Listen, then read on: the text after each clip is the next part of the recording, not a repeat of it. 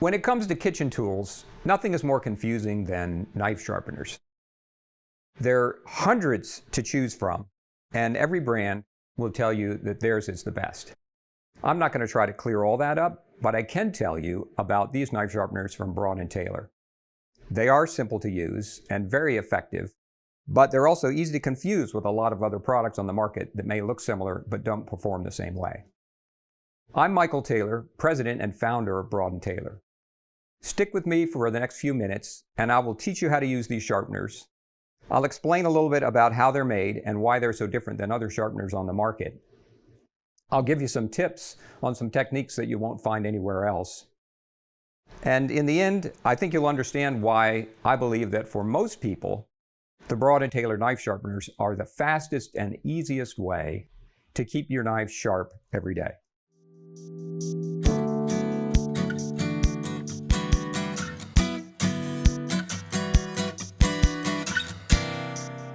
Let me show you the basics.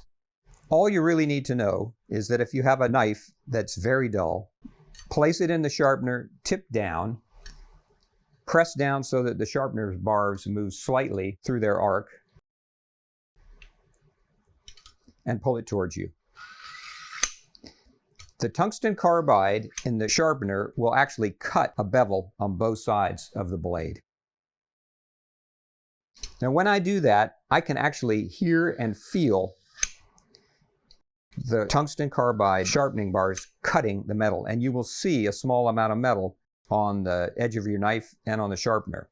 If you've never used a Broad & Taylor sharpener before, you really won't have a sense of what I'm saying until you actually try it, because you can really feel as the sharpeners cut into the knife.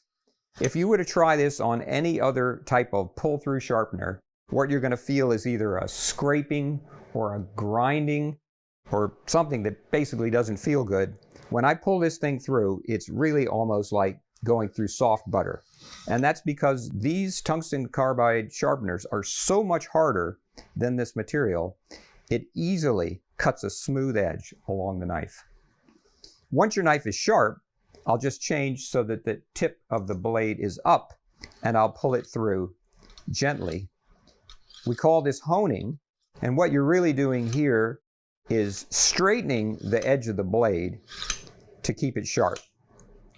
When I use these in my kitchen, every day before I cook, slice an onion, or chop anything, I'll just pull this through a half a dozen times, tip up, just to straighten the blade, which is what we call realigning, and it keeps the blade very sharp. Only once every few weeks or even once a month do I ever have to come and pull through, tip down, to actually cut any metal off the blade. That's why we say you can keep your knives sharp without removing metal. These are the two models of our VG2 knife sharpener. That's the second generation sharpener of the original model that came out in about 2000, so it's been around over 20 years. If you're familiar with our sharpeners, you may recognize this original stainless steel model of the professional sharpener.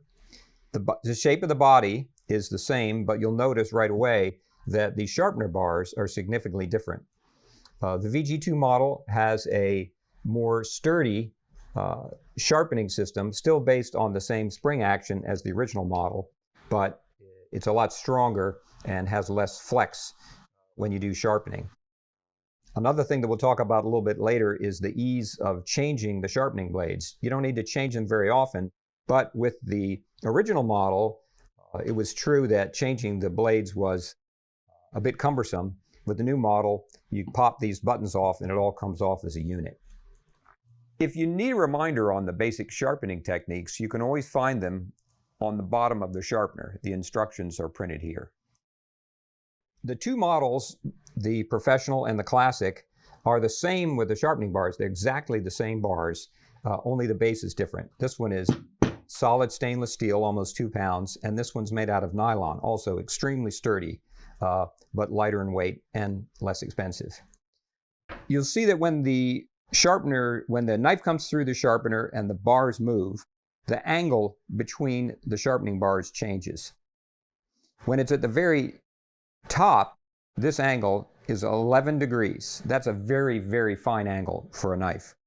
more appropriate for a knife which is used for fine cutting, such as a fillet knife on fish. When the sharpener bars are fully pressed to the side, that's a coarse angle, which is about 20 degrees. That would be appropriate for a chopping knife, something where you need a really strong blade that you can hit and it's not going to break. To adjust it, you just adjust the pressure that you press your knife down, and the bars move through their arc. You don't have to be super precise. It's not something to get really worried about. Just a moderate amount of pressure, and the thing to remember is let the sharpener do the work for you. You don't want to come down and press really hard, and you also don't want to pull it through so lightly that nothing happens at all. Just a moderate amount of pressure, and the sharpener will do its job. Sharpening a serrated knife is just as easy. If you look at serrated knives for kitchen use, you'll see that most all of them have the serrated edge on the right. The left side is flat.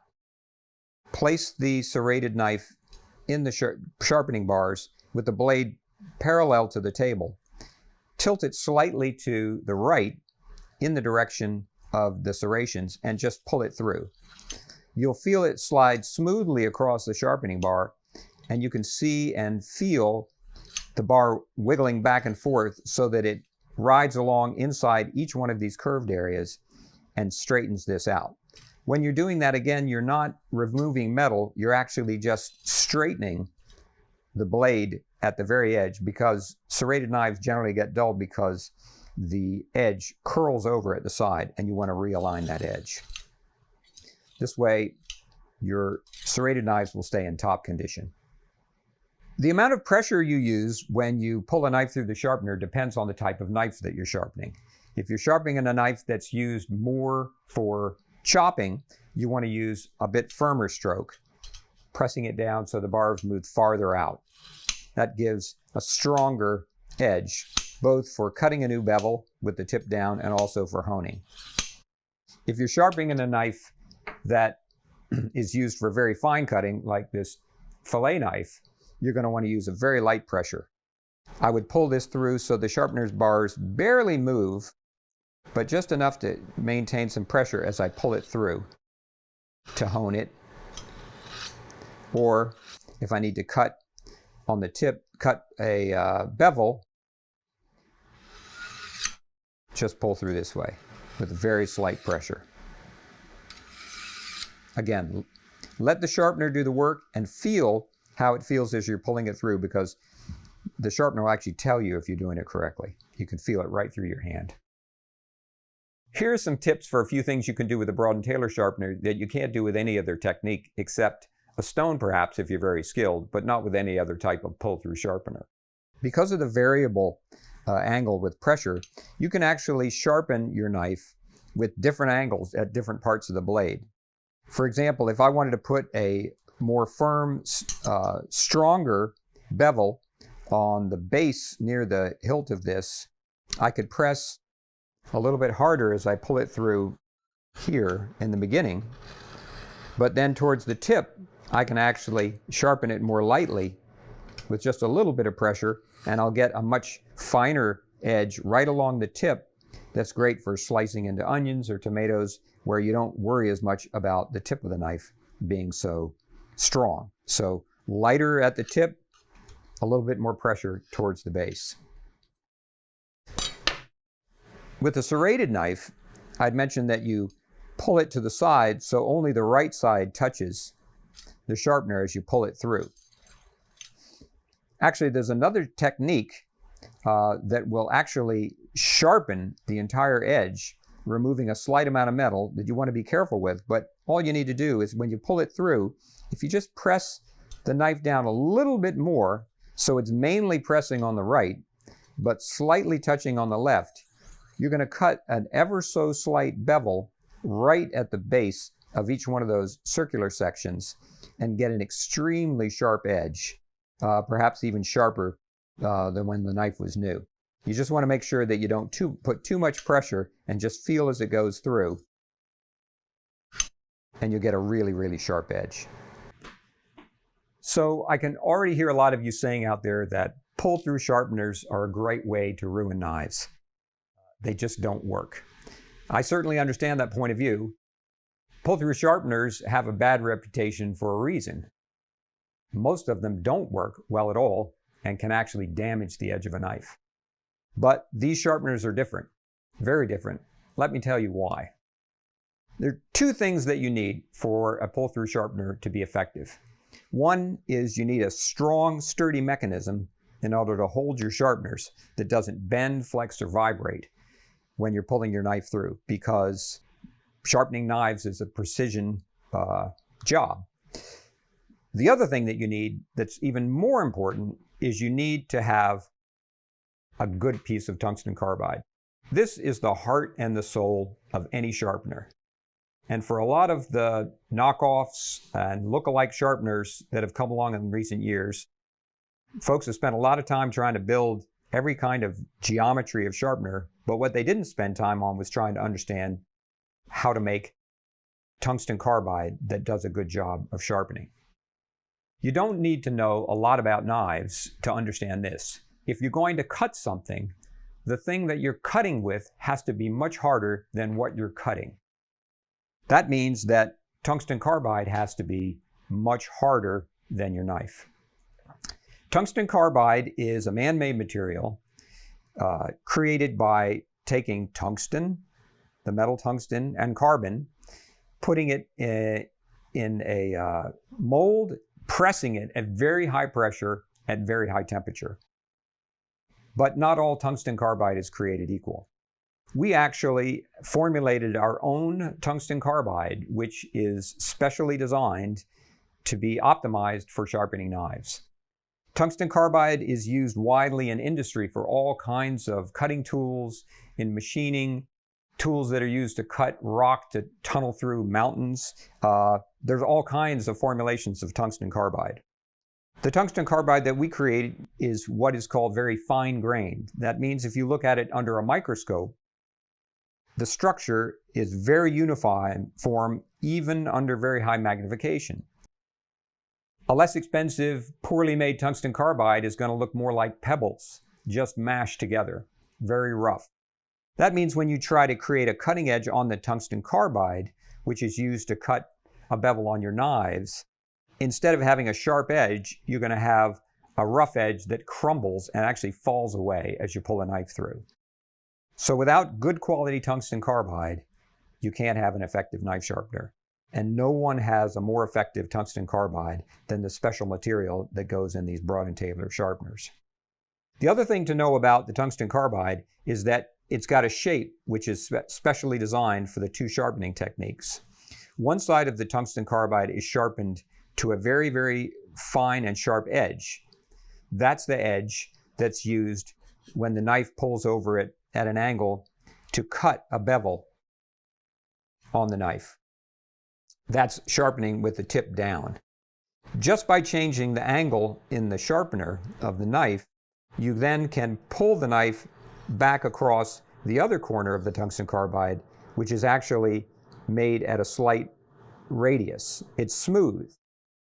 There, the tungsten carbide actually just presses the metal straight and takes an edge which has rolled over and straightens it to create a good cutting edge. That's what you want to do every day to keep your knife sharp. The way a knife dulls is that in use, the sharp edge begins to roll over. And as it rolls more and more, it will actually get to a point where the metal will break, and then the knife becomes truly dull. If you catch it before that happens, you can actually push the edge back straight. We call that realigning the blade, realigning the edge, and it keeps knives sharp much longer. If you've ever seen a chef with a chef steel that is used to straighten the edge of the knife, this is a similar operation when you pull the knife through with its tip up, but you're operating on both sides at once, and it's extremely easy to do, whereas using a chef steel properly takes a lot of skill and a lot of practice. The body of the sharpener has to be very strong in order to hold the sharpeners in the proper position. Both the classic and the professional are extremely sturdy in the way that they hold those sharpener bars. If you take a look at one of the look-alike sharpeners made out of plastic, you can see that the structure bends easily. When you pull the knife through, not only is the tungsten carbide inferior, but it actually vibrates and wiggles as you pull it through, and making it impossible to get a good bevel cut on the knife. In normal home use, you can expect these sharpening bars to last many years, even up to 5 years. The more you use the sharpener, the quicker you'll wear them out. And what you'll know is that the feel of the cutting action when you're pulling the knife through won't feel quite as crisp, and the knife won't get quite as sharp as you're expecting. We do sell replacement sharpener bars, and swapping them out in this VG2 is extremely easy. All you need to do is on the back side, just press these 3 buttons off of the back of these bars. Whoops, don't do that. And then the cartridge just comes out the front in one piece. So you get a new cartridge, put it back in, and slide the buttons back on.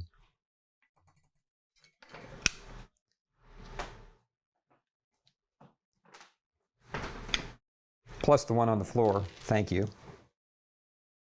And you are back in business with the VG2. If you ever tried changing the bars in our original model, you'll know that's about 100 times faster. But you don't need to do it very often.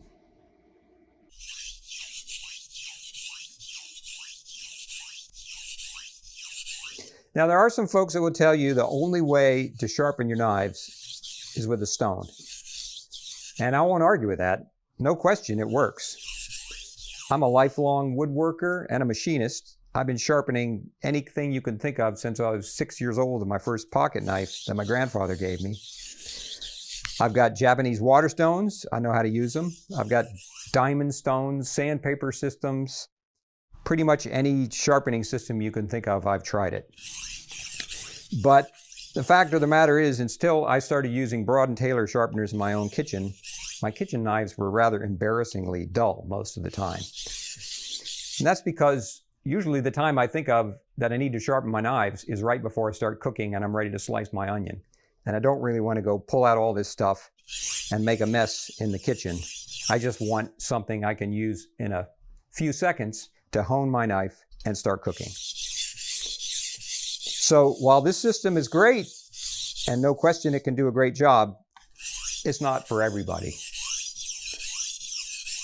So when your family's hungry and you're ready to cook dinner and your knives are dull, would you rather do this or this?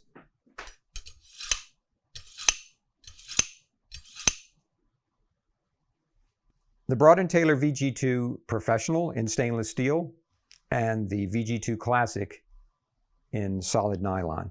Both use the same sharpening bars with the same high-quality tungsten carbide to give very effective results when sharpening straight knives or serrated knives. If you've seen ads for a similar-looking knife sharpener on ESPN, or you've seen a sharpener in Walmart in the aisle, then you haven't seen this sharpener. There is a very big difference in results that you really have to feel it to believe it.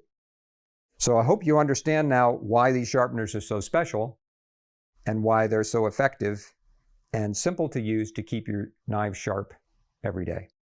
If you've got questions or comments, please leave them below. And you can always find more information on our website at broadandtaylor.com. Thanks for watching.